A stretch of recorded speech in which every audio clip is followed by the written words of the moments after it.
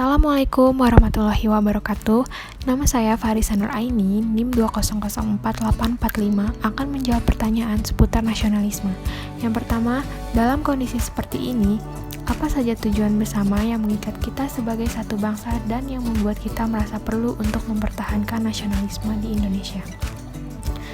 Kita harus memahami dulu nasionalisme di Indonesia, bahwa nasionalisme ialah proses identifikasi diri dan kesetiaan kepada bangsa. Tujuan bersama bangsa Indonesia dalam mempertahankan nasionalisme itu, kita harus sadar bahwa kita memiliki cita-cita yang sama untuk memajukan Indonesia. Rakyat berada dalam golongan dan nasib yang sama. Maka dari itu, tanamkan rasa cinta terhadap bangsa juga tanah air. Kita sebagai rakyat Indonesia harus rela berkorban dan menumbuhkan hubungan harmonis antar sesama rakyat Indonesia, agar saling membantu Indonesia menumpas permasalahan baik dalam negeri ataupun luar negeri. Lalu yang kedua, nilai-nilai apa saja yang dapat mendukung tercapainya tujuan bersama?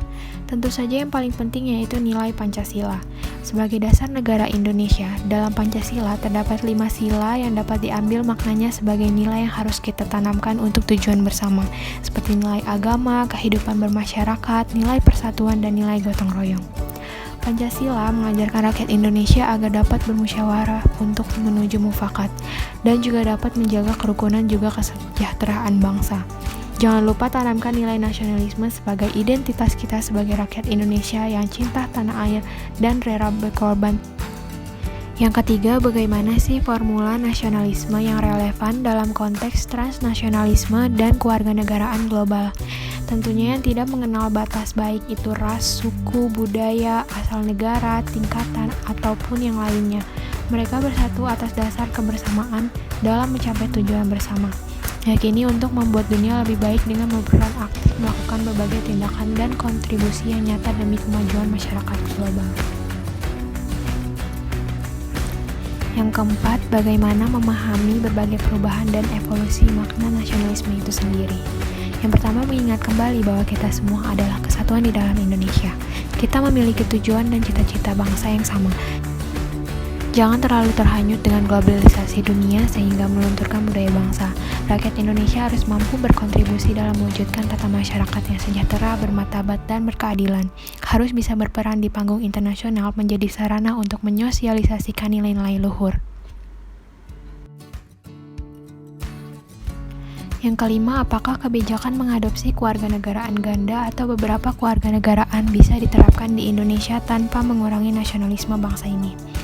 Yang perlu kita ketahui, Undang-Undang Nomor 12 Tahun 2006 tidak mengenal kewarganegaraan ganda dengan dianutnya asas kewarganegaraan tunggal oleh undang-undang ini. Namun, Undang-Undang Nomor 12 Tahun 2006 juga menganut asas kewarganegaraan ganda terbatas sebagai pengecualian dalam rangka perlindungan terhadap anak-anak, sesuai dengan ketentuan yang diatur dalam undang-undang ini. Setelah berusia 18 tahun atau sudah kawin, anak tersebut harus menyatakan memilih salah satu kewarganegaraan.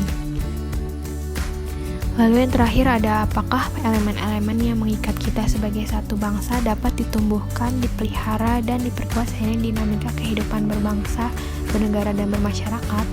Yang pertama ada Pancasila sebagai ideologi negara. Lalu elemen kedua yaitu Undang-Undang Dasar 1945, juga Bhinneka Tunggal Ika sebagai alat pemersatu bangsa. Jiwa nasionalisme yang tinggi juga merupakan elemen yang penting dalam mempertahankan bangsa seiring dengan dinamika yang sedang berjalan.